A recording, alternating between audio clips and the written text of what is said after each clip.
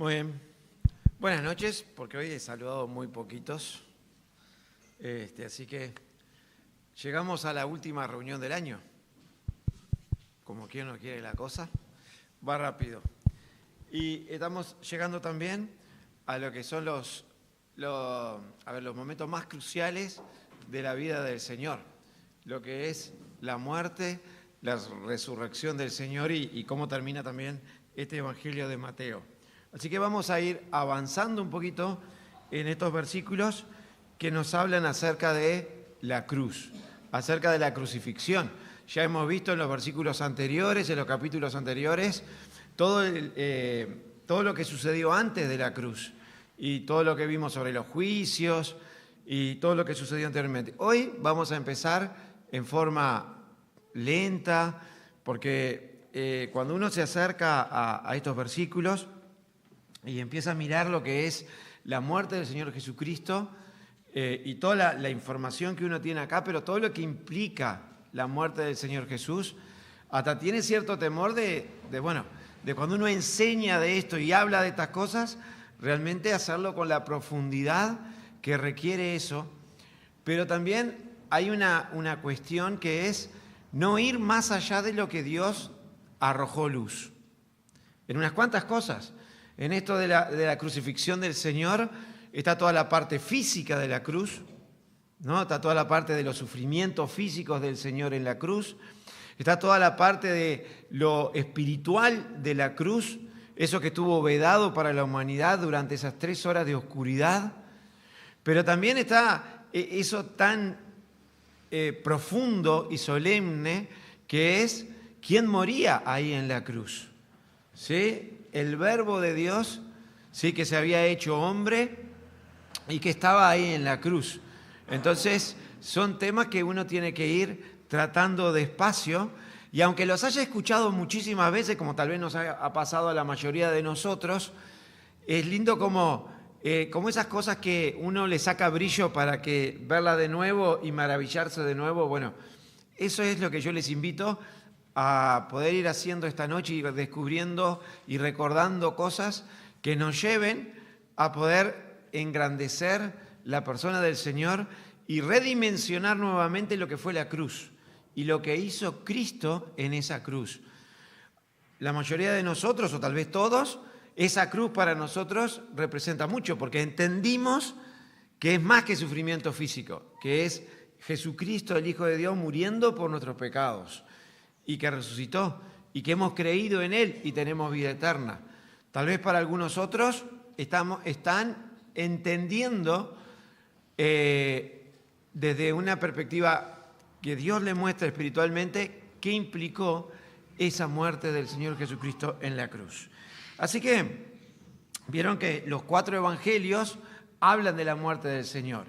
Nosotros vamos a leer un poquitito de este episodio en los 4 evangelios, pero después nos vamos a centrar en cómo Mateo quiso presentar esta parte de la vida del Señor. Vamos entonces a empezar por Mateo capítulo 27, versículos 32. Y vamos a leer del 32 al 37 nada más. Y dice así. Vamos a empezar por el versículo 31. Mateo 27, 31 dice: después de haberle escarnecido, le quitaron el manto, le pusieron sus vestidos y le llevaron para crucificarle. Todo eso, todo este episodio, ¿dónde se da? En Jerusalén, dentro de las murallas, ¿sí? Frente a Pilato, ¿se acuerdan? Cuando Pilato al final se tira la orden de crucifixión, ¿no? Barrabás libre, el pueblo clama, ¿sí? Que crucifiquen a Jesús. Bueno, y ahí va esa parte. Después dice: cuando salían, hallaron a un hombre de Cirene que se llamaba Simón. A este obligaron a que llevase la cruz. Y cuando llegaron a un lugar llamado Gólgota, que significa lugar de la calavera, le dieron a beber vinagre mezclado con hiel, pero después de haberlo probado, no quiso beberlo. Cuando le hubieron crucificado, repartieron entre sí sus vestidos, echando suertes para que se cumpliese lo dicho por el profeta. Partieron entre sí mis vestidos y sobre mi ropa echaron suertes. Y sentados le guardaban allí, y pusieron sobre su cabeza su causa escrita: este es Jesús, el Rey de los judíos. Y hasta ahí vamos a leer nosotros hoy. Después sigue avanzando, ¿sí?, lo que sucedió ahí en la cruz. Vamos a ir ahora a Marcos capítulo 15.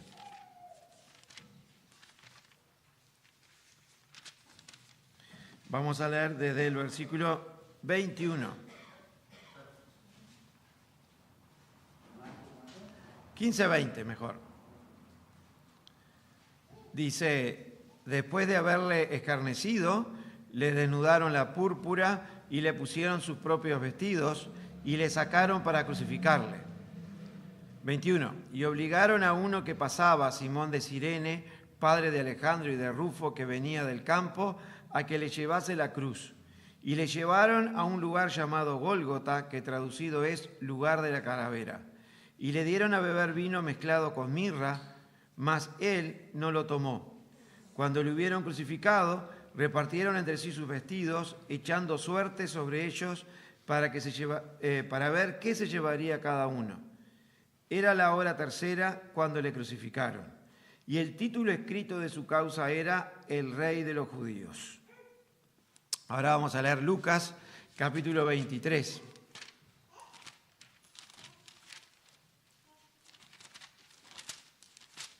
Lucas 23, 26.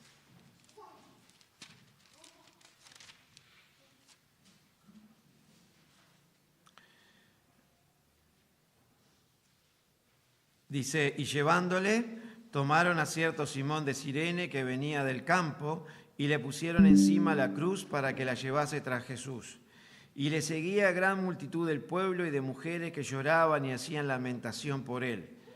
Pero Jesús, vuelto hacia ella, les dijo: hijas de Jerusalén, no lloren por mí, sino lloren por vosotras mismas y por vuestros hijos. Porque aquí vendrán días en que dirán: bienaventuradas las estériles y los vientres que no concibieron y los pechos que no criaron. Entonces comenzarán a decir a los montes: caed sobre nosotros, y a los collados: cubridnos. Porque si en el árbol verde hacen estas cosas, en el seco, ¿qué no se hará? Llevaban también con él a otros dos que eran malhechores para ser muertos. Y cuando llegaron al lugar llamado de la calavera, le crucificaron allí, y a los malhechores, uno a la derecha y otro a la izquierda. Y vamos a leer también Juan capítulo 19, versículo 17. Vamos a empezar por el 16. Dice: así que entonces lo entregó a ellos para que fuese crucificado. Tomaron pues a Jesús y le llevaron. Y él, cargando su cruz, salió al lugar llamado de la calavera, en hebreo Gólgota, y allí le crucificaron, y con él a otros dos, uno a cada lado y Jesús en medio. Escribió también Pilato un título que puso sobre la cruz, el cual decía: Jesús Nazareno, Rey de los Judíos. Y muchos de los judíos leyeron este título, porque el lugar donde Jesús fue crucificado estaba cerca de la ciudad, y el título estaba escrito en hebreo, en griego y en latín. Dijeron a Pilato los principales sacerdotes de los judíos: no escribas Rey de los judíos, sino que él dijo: soy Rey de los judíos. Respondió Pilato: lo que he escrito, he escrito. Cuando los soldados hubieron crucificado a Jesús, tomaron sus vestidos e hicieron 4 partes para cada soldado. Tomaron también su túnica, la cual era sin costura, de un solo tejido de arriba abajo. Entonces dijeron entre sí: no la partamos, sino echemos suerte sobre ella, a ver de quién será. Esto fue para que se cumpliese la escritura que dice: repartieron entre sí mis vestidos, y sobre mi ropa echaron suertes. Y así lo hicieron los soldados. Muy bien. Si no quedó claro todo lo que leímos con todas las veces que lo repetimos. Pero está bueno, ¿no? Porque cada uno de los evangelios lo que hace es arrojar un poquitito de luz o otra información sobre el mismo acontecimiento. Entonces, hay 4 cosas por lo menos que yo quiero en esta noche resaltar con ustedes sobre lo que fue este episodio de cuando Jesús fue llevado a la cruz. La primera es que, vieron que dice ahí en Mateo 27, 32, cuando salían hallaron a un hombre de Cirene que se llamaba Simón, a este obligaron a que llevase la cruz.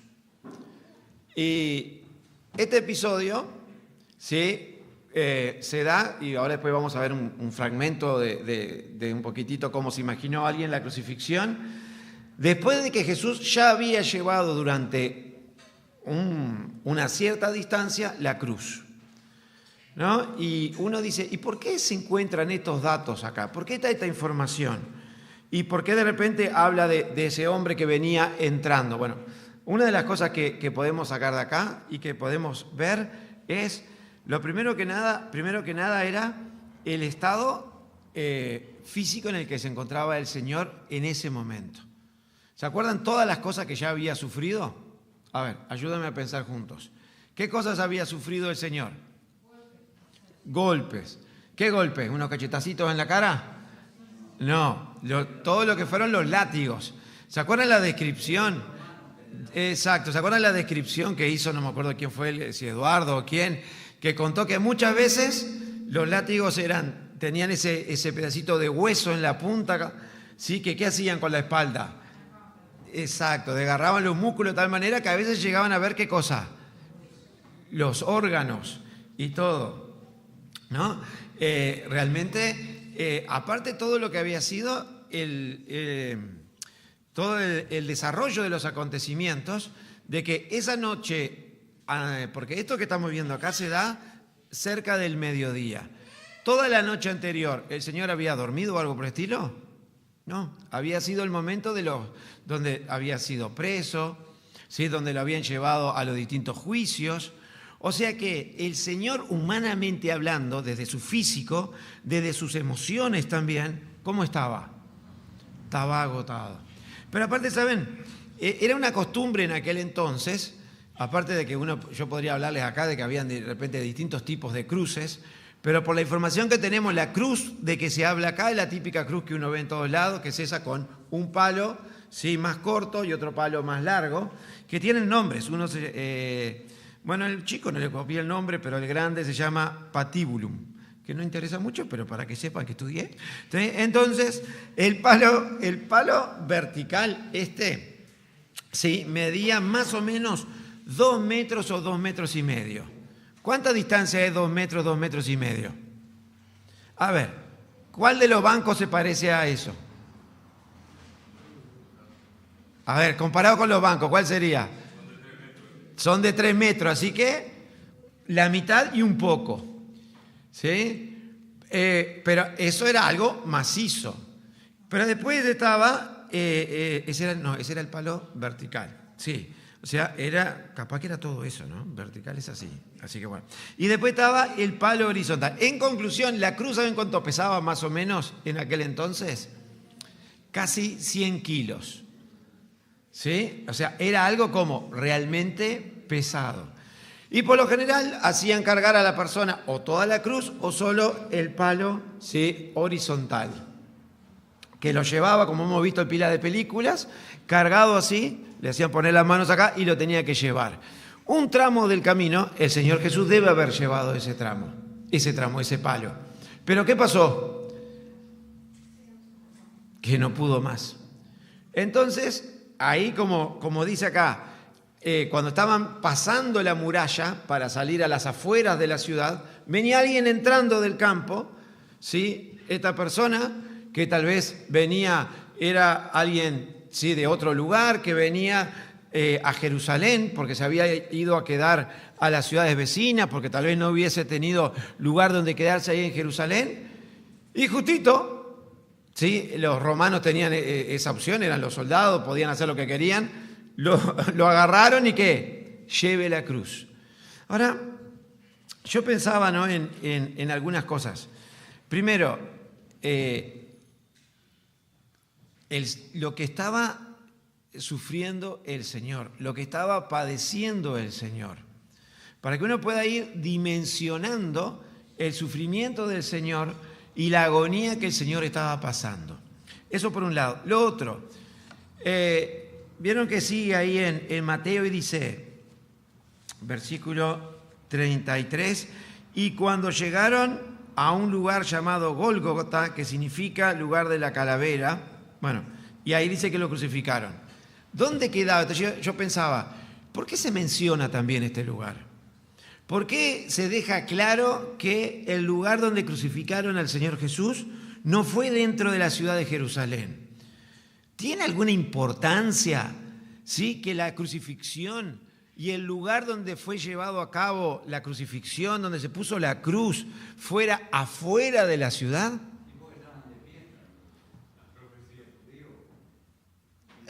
¿Que estaban de fiesta? Pero si estaban de fiesta lo podrían haber hecho adentro también, ¿sí?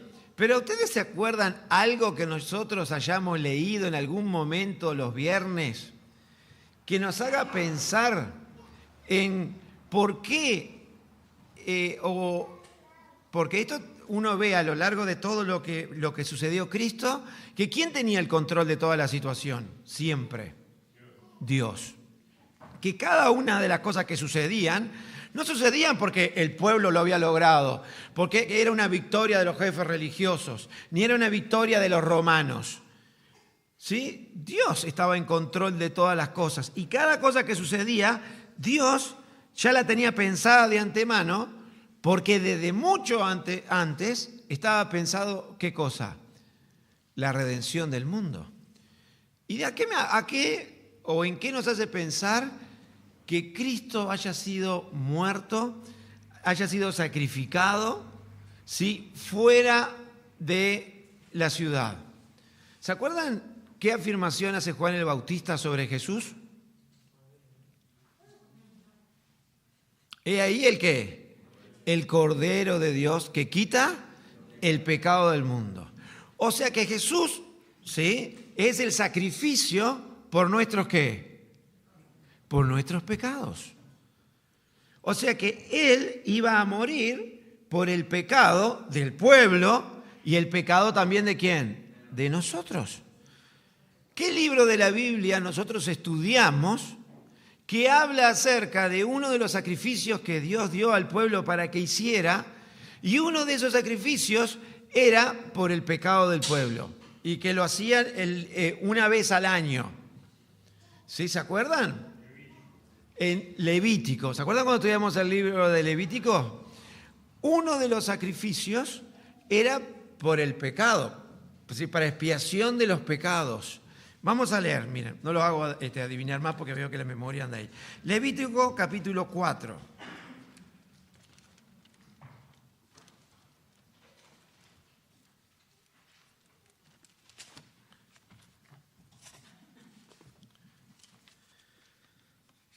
Levítico 4.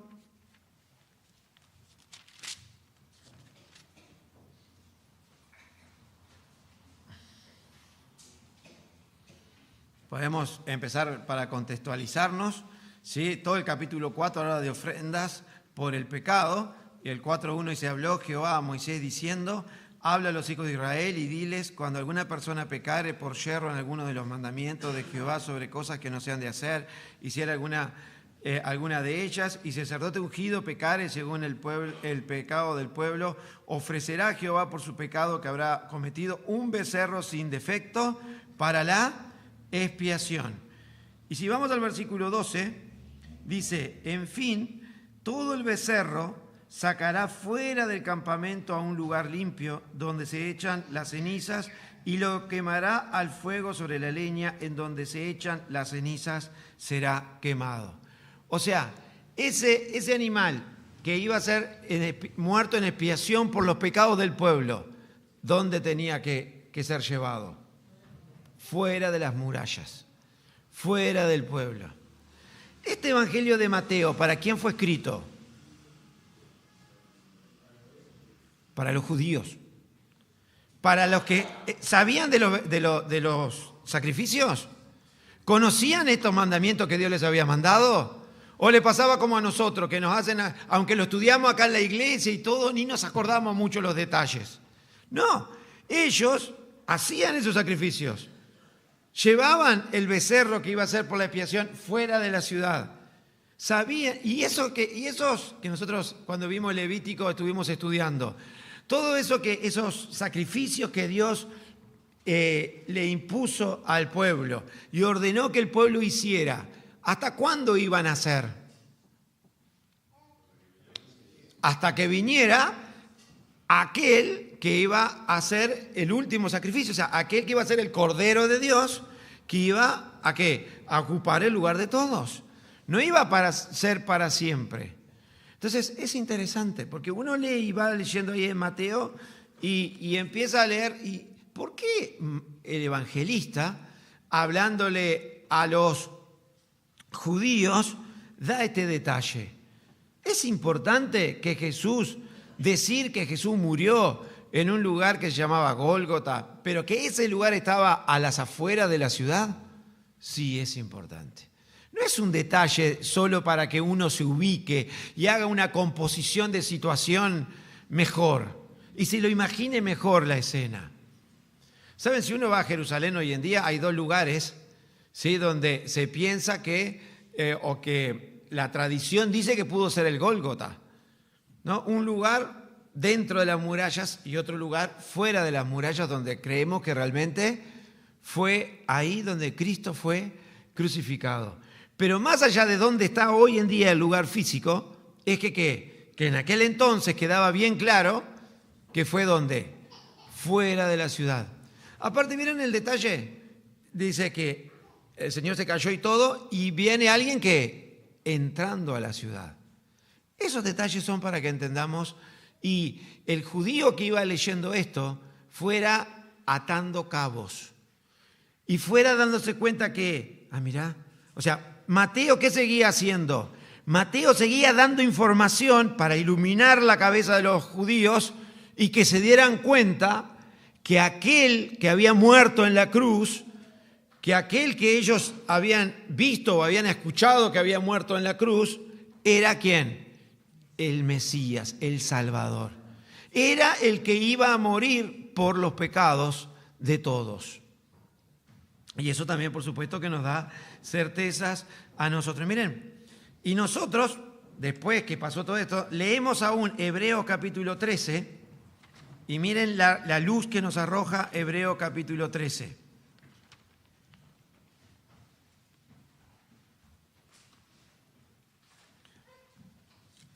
Hebreos capítulo 13, versículos 12 y 13, dice: por lo cual también Jesús, para santificar al pueblo y mediante su propia sangre, padeció, ¿dónde dice? Fuera de la puerta. Salgamos pues a él fuera del campamento llevando, bueno, y después habla, pero qué interesante, porque esto es, como dijo el negro hace un ratito, Mateo sigue dando pistas es él. Eso es para los judíos de aquel entonces, pero para nosotros hoy en el siglo XXI, año 2024, terminándolo, leer esto nos tiene que ayudar hasta cuando predicamos a Cristo, decir, pero la Biblia está llena de evidencias de que ese Jesús de Nazaret realmente es el Salvador y que lo que Él vino a hacer era morir por nuestros pecados, ser el sacrificio por expiación de los pecados. Pero sigue Mateo hablándole a los judíos y le dice así: y cuando llegaron al lugar llamado Gólgota, que significa lugar de la calavera, le dieron de beber vinagre mezclado con hiel, porque después de haberlo probado, pero después de haberlo probado, no quiso beberlo. Ese es el punto 2. Punto 1 era en el lugar donde crucificaron al Señor. Punto 2. Uno lo ha leído miles de veces capaz, rapidito. ¿Qué hicieron al Señor? Dado el sufrimiento que tenía, había una costumbre que era darle un líquido que ¿qué función cumplía? Alguien lo dijo por ahí. Sedarlo, claro. Era algo que le permitía que poder sobrellevar, o sea, como sacarlo de ambiente, crear un cierto tipo de inconsciencia para que la persona que iba llevando todo ese sufrimiento, porque ¿qué le esperaba ahora después? Si lo que había sufrido antes era terrible, ¿ahora qué le iban a hacer? Venía la crucifixión en sí, venía el ponerlo en el madero, venía todo lo que implicaba que lo levantaran en la cruz. Entonces era como un acto de misericordia tipo para esa persona, para que la persona pudiera, yo qué sé, sufrir un poco menos. Pero miren qué interesante, ¿qué hizo el Señor? Primero dice que lo probó. El Señor no sabía lo que era. ¿Sabía o no sabía? Y qué interesante, ¿y por qué lo probó? ¿No? Porque acá vemos la naturaleza humana del Señor, ¿sí? Y cómo también Él mostrando, ¿sí? que acá no era, o sea, su parte humana, que va camino a camino cumpliendo con todas las etapas. ¿Y por qué dijo que no? Porque esa es una buena pregunta. ¿Por qué no tomó de esa sustancia que iba a permitirle sobrellevar un poco mejor el sufrimiento que se venía? Esa es una buena pregunta. ¿Por qué? Porque el Señor, primero que nada, y a mí me llevó a pensar en lo que Él había dicho en Getsemaní, ¿no? En el paso de obediencia y en la decisión que Él había tomado en Getsemaní. Hasta Getsemaní, el Señor decía, Padre, si es posible, pase de mí esta copa. Pero después que dijo, no se haga mi voluntad sino la tuya.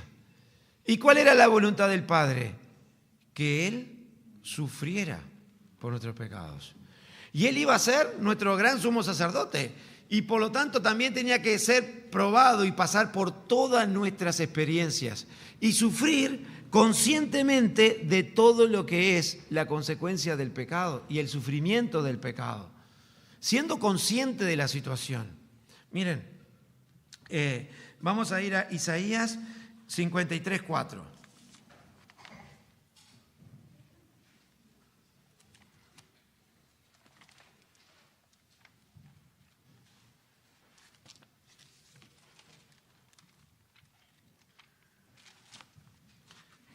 De las cosas que Él estaba dispuesto a sufrir conscientemente, ¿no? Dice, ciertamente llevó Él nuestras enfermedades, sufrió nuestros dolores. ¿Pero cómo sufrió nuestros dolores? ¿Sacado de atmósfera? ¿Sacado de ambiente? ¿Con morfina para poder sobrellevarlo? No, conscientemente. Realmente Cristo sufrió nuestros dolores desde el punto de vista físico, sufrió y experimentó en carne propia sin nada que lo disminuyera en toda su intención. No sé cómo explicarme, pero quiero demostrarle la dimensión de que el Señor realmente quería sufrir todo lo que implicaba sufrir por nosotros en la cruz y llevar nuestros pecados y nuestras cargas y nuestro dolor y nuestro sufrimiento y experimentar todo lo que es, ¿sí?, esa muerte de cruz por nosotros. Miren, Isaías 63:9 dice,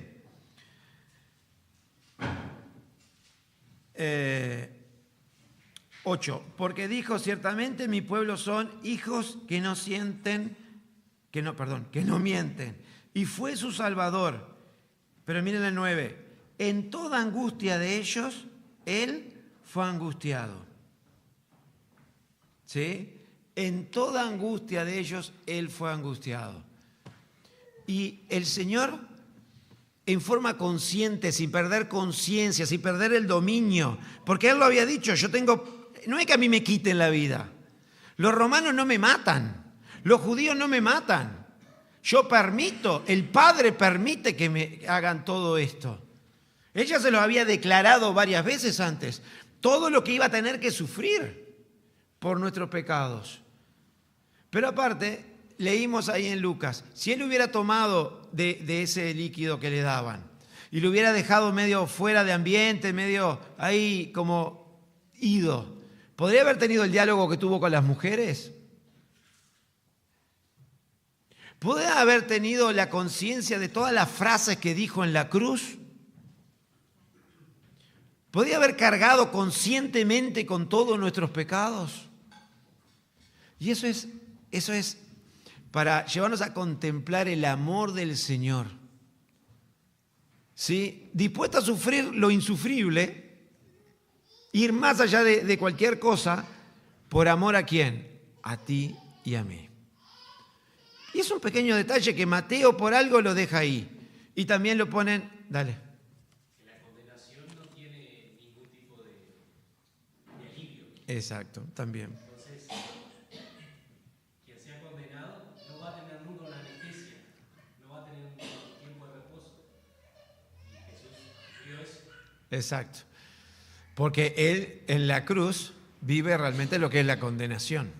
¿Sí? Experimentó lo que nosotros tendríamos que experimentar, ¿sí? Por estar separados de Dios. Yo puse acá, sufrió conscientemente nuestros dolores, nuestras afrentas. Quiso sufrir toda la dimensión de ese dolor. Mismo como cuando muriendo en ese tipo de muerte que pasó en la cruz. Vamos a avanzar. Versículo 35. Dice, y cuando le hubieron crucificado, repartieron entre sí sus vestidos, echando suertes para que se cumpliese lo dicho por el profeta. Partieron entre sí mis vestidos y sobre mi ropa echaron suertes. Y otra cosa acá que, por eso tenemos que ir despacio. Y ya se me fue medio el tiempo, yo no voy a seguir mucho, pero quiero ver el siguiente punto, aunque sea. Vieron que Mateo y los 4 evangelistas, porque ya pasó, tuvimos el episodio en Jerusalén, tuvimos el episodio en el camino, ¿sí? Y ahora nos centramos ¿dónde? En el Gólgota. Versículo 35. Cuando lo hubieron crucificado, ese cuando lo hubieron crucificado, si fuera como una cajita, como a veces le digo yo a mis estudiantes, ¿cuántas cosas hay ahí? ¿Cuánta información hay cuando lo hubieron crucificado? Mucho, ¿no? Ahí es donde nosotros hemos visto películas y una cantidad de cosas de todo lo que implicó el sufrimiento físico del Señor. ¿Qué implica cuando lo hubieron crucificado? Fue todo lo que sucedió desde que llegó al Gólgota, desde que le sacaron las vestiduras, desde que lo pusieron en la cruz, desde que lo clavaron con los clavos en las manos y en los pies, desde que, ¿sí? Y lo subieron y quedó ahí en exposición. Todo eso. Y yo pensaba, interesante, ¿no?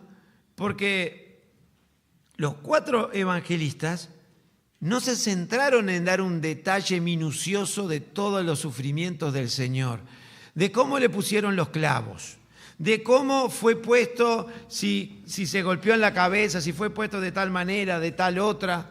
No hay detalles sobre eso. Nosotros podemos ver por otras partes de la Biblia, arrojan luz sobre lo que es el momento en el que el Señor fue puesto en la cruz y todo lo que implicó el sufrimiento físico del Señor en la cruz. Y hay comentarios, miren, yo traje un comentario acá, iba a mostrarle un pedacito de una película, pero no lo voy a hacer porque así no se nos va el tiempo, pero le voy así a leer algo de un comentario de alguien que habla acerca de lo que es un señor que se llama Frederick Farrar o algo por el estilo, ¿sí? Que describe la crucifixión de esta manera. O sea, esta palabrita donde dice, cuando lo hubieron crucificado, implica todo esto. Una muerte por crucifixión parece incluir todo el dolor acrecentado con aspectos horribles y espantosos como calambre, contractación muscular, sed, hambre, falta de sueño, fiebre traumática, vergüenza, publicidad vergonzosa, ¿no? Estar ahí desnudo, porque vieron que nosotros en muchas películas vemos al Señor con una ropa ahí que, como si fuera un calzón, un chiripá de eso, de gaucho, ¿no? Pero en realidad, eso es conservando la dignidad, ¿no? Pero el Señor, por lo que cuentan los estudiosos, estaba como desnudo, con todo lo que implica esa vergüenza ahí en la cruz, ¿no? Y dice, la posición, dice, todo esto se intensifica hasta el punto en que es absolutamente insoportable. Pero también todo eso se detiene justo en el momento que daría a la víctima el alivio de la inconsciencia, cosa que el Señor no en ningún momento estuvo inconsciente. La posición antinatural hacía doloroso todo movimiento. Y miren, no voy a seguir leyendo. Después narra una cantidad de cosas que suceden terrible. Pero Dios sí quería que algunas cosas de lo que pasó en la cruz supiéramos nosotros. Que podemos ver que esto que dice esta gente de cómo eran las muertes de la cruz, el Señor ya lo sabía antes que existieran estos métodos de tortura. Muchos años antes, en el Salmo 22, Salmo 22, versículo 14, que le voy a invitar a que vayamos ahí, Dios se había encargado de ¿qué? De mostrar, si en cierta manera, cómo iba a ser ese sufrimiento por el cual el Señor iba a pasar. Vamos a leer Salmos 22, versículo 14. En realidad todo este salmo habla acerca de la crucifixión del Señor, ¿no? Aunque es interesante que cientos de años antes que existiera, porque a ver, esto es lo que tenemos que entender, el salmista no estaba mirando a uno crucificado y estaba narrando lo que sucedía. Esto es algo que Dios le reveló muchos antes que existiera. Exacto. Exacto. Y estos son de los salmos mesiánicos, ¿no? Que muestran lo que le iba a suceder a aquel que iba a morir por nuestros pecados, al Salvador. Y dice, por ejemplo, vamos a leer algún otro versículo, 22:1 dice, Dios mío, ¿por qué me has desamparado? Y estas frases no las vamos a trabajar hoy. ¿Pero le suena? ¿Quién dijo esa frase? Jesús. Eloi, Eloi, lama sabactani. Mucho tiempo antes, Dios ya había dicho lo que iba a suceder, ¿no? Y bueno, y sigue hablando ahí todos los versículos, hasta el 14 que dice, he sido derramado como aguas, y todos mis huesos se descoyuntaron. Mi corazón fue como cera, derritiéndose en medio de mis entrañas. Como un tiesto se secó mi vigor, y mi lengua se pegó a mi paladar, y me has puesto en el polvo de la muerte, porque perros me han rodeado, me ha cercado cuadrilla de malignos, horadaron mis manos y mis pies. Contar puedo todos mis huesos, entre tanto ellos me miran y me observan. Repartieron entre sí mis vestidos, y sobre mi ropa echaron suertes. ¿Qué es esto? Es la profecía de Dios, pero yo digo, ¿cómo podemos ser? Porque es facilísimo acusar a los judíos acá, ¿no? Porque ¿habrán leído alguna vez antes esto? Los judíos que estaban ahí crucificando al Señor, no los romanos, los judíos y los jefes religiosos, ¿habrán leído alguna vez el Salmo 22? Seguramente se lo aprendieron de memoria, porque era lo que en las escuelas judías de aquel entonces, los textos para aprender a leer eran los salmos, por ejemplo, y lo deben haber hasta aprendido de memoria, y estaban viéndolo.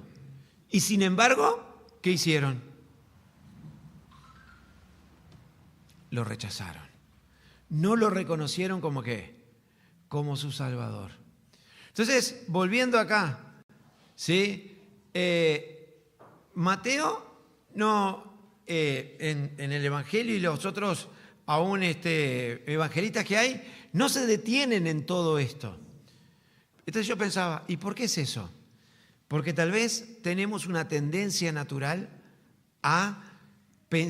o para evitar esa tendencia natural que podemos tener en pensar en la cruz de Cristo y solo quedarnos con la pasión de Cristo. ¿Saben por qué dije eso? ¿Saben de qué hablo cuando digo la pasión? ¿Se acuerdan qué es?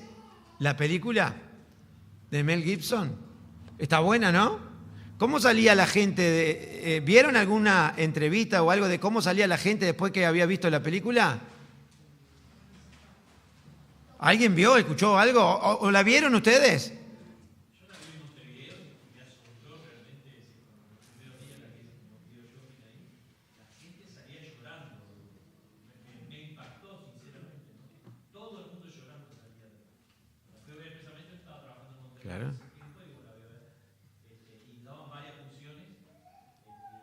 Me tocaba a mí, obviamente, la sala de cine de Montevideo se espera que salga por esto. Salía llorando, me impresiona mucho.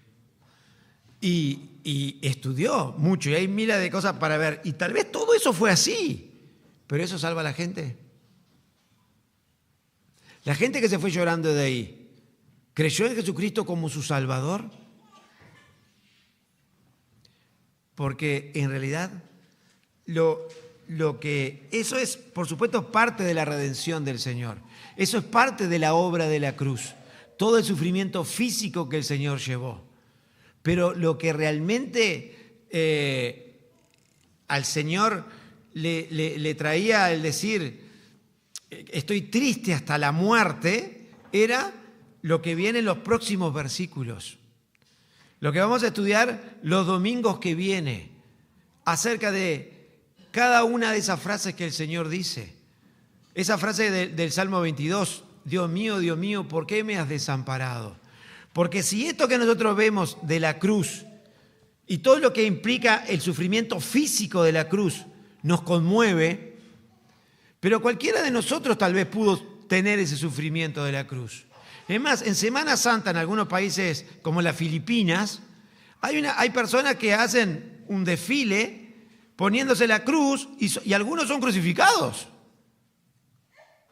Cualquiera de nosotros podría ser crucificado, pero ninguno de nosotros podría haber muerto por los pecados de otro. ¿Por qué? Porque nosotros somos pecadores, unos iguales a los otros. Y el único sin pecado que pudo ir a esa cruz fue Cristo. Entonces, qué interesante, ¿no? Me pareció, sí, este enfoque que Mateo le da. Bueno, y luego Mateo avanza, ¿sí? Diciendo, ven, en la cruz se cumplió otra de las profecías.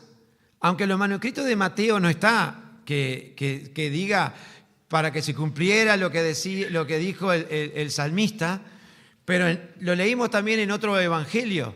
¿Qué otra profecía se cumplió? La que iban a repartir sus vestidos, ¿sí? Entre los que los estaban matando. Y uno dice, vez tras vez, Mateo se encarga de ¿qué? De mostrar evidencias. ¿De qué cosa? De que Jesús es el Mesías. Y avanza un poquito más y Mateo en realidad, el Evangelio de Mateo no es un cronológico. Y termina esta sección, hasta donde decidimos cortar hoy, con el cartel que pusieron arriba de la cabeza del Señor, con lo que vamos a terminar hoy.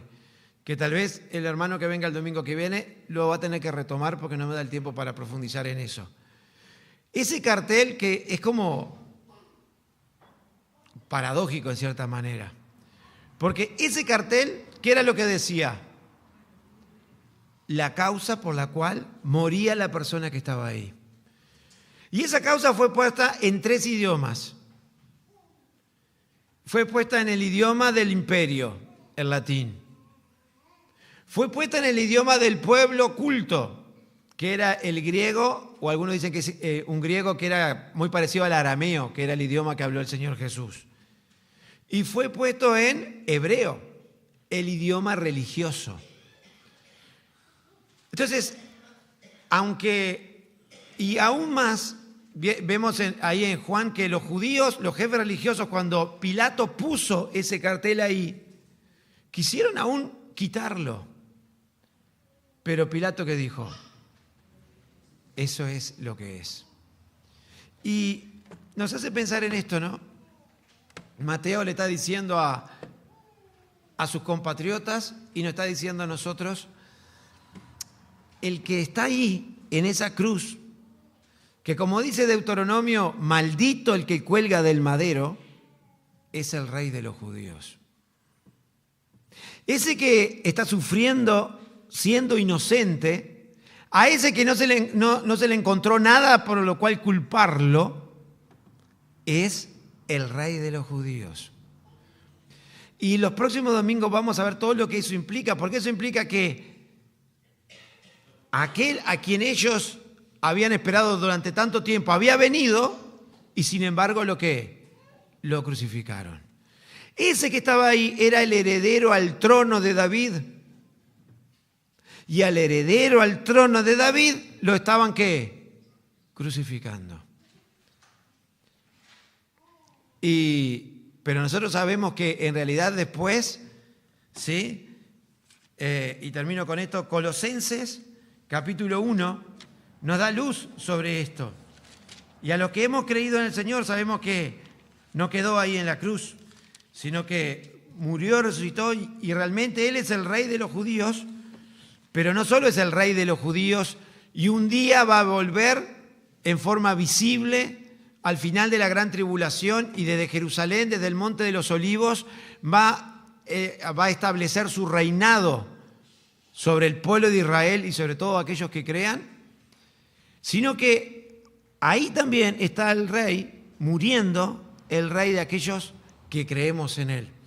Y miren lo que dice Colosenses 1, creo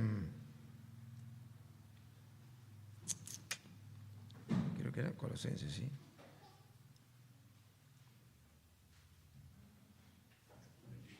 1:24.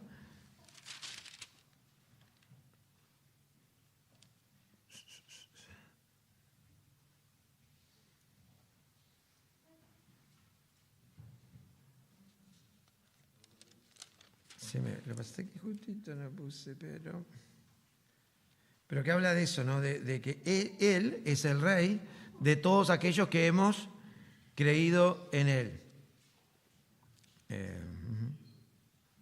El 15. Él es la imagen del Dios invisible. No. Bueno, no importa. Después cuando lo encuentre, sí.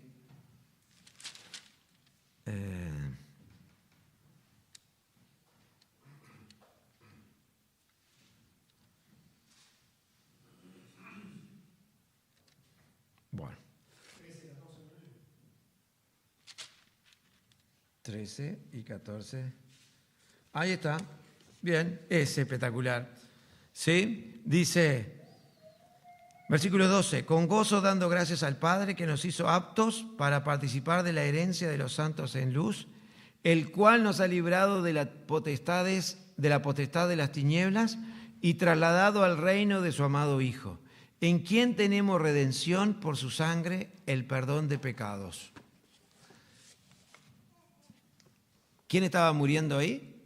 El Rey de los judíos. Pero gracias a la muerte de Él ahí en la cruz, ¿qué estaba logrando? Vencer a los que pensaban que lo estaban venciendo. Venciendo a Satanás, venciendo al pecado, ¿sí? Venciendo lo que era la condena que había sobre nosotros, y a los que creemos en Él, haciéndonos partícipes de su reino. ¿Sí? Y eso es lo interesante.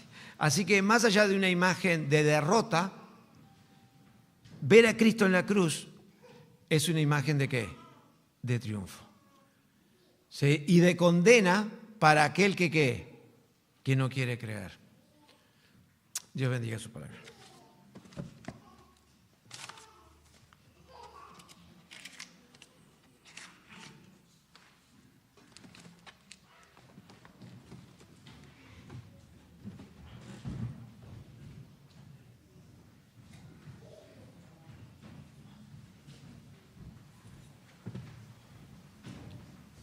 Muchas gracias, Jorge.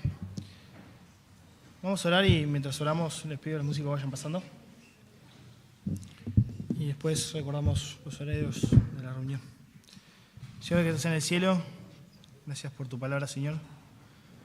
Gracias porque tu palabra es verdad y dejas detalladamente el sufrimiento físico del Señor allí en la cruz a causa nuestra.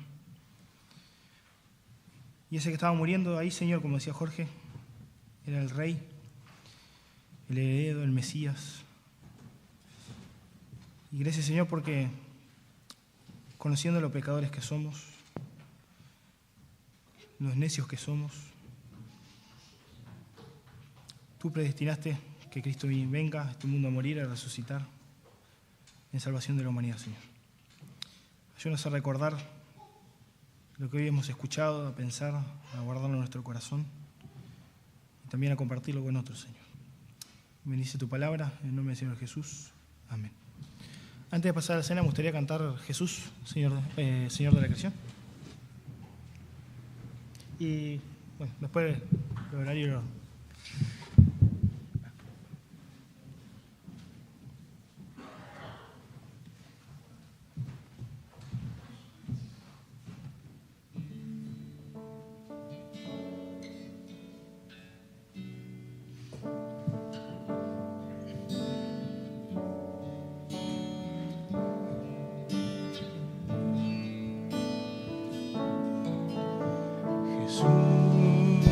Señor de la creación,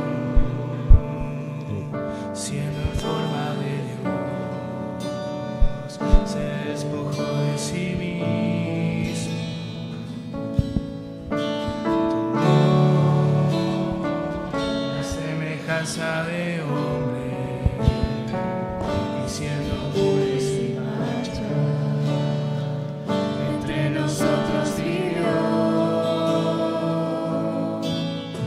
Asimismo se humilló,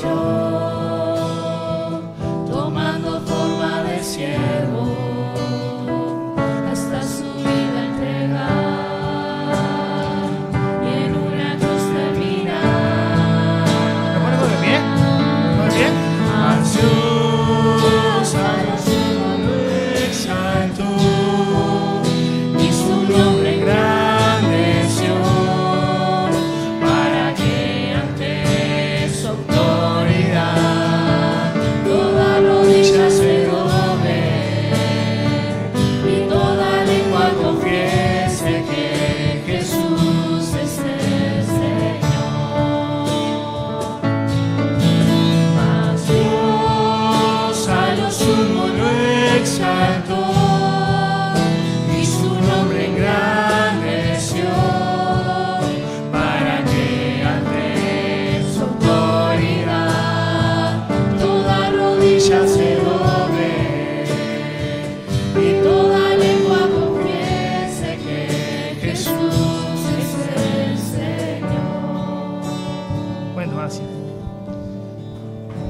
Simplemente, antes de dejar recordar los horarios,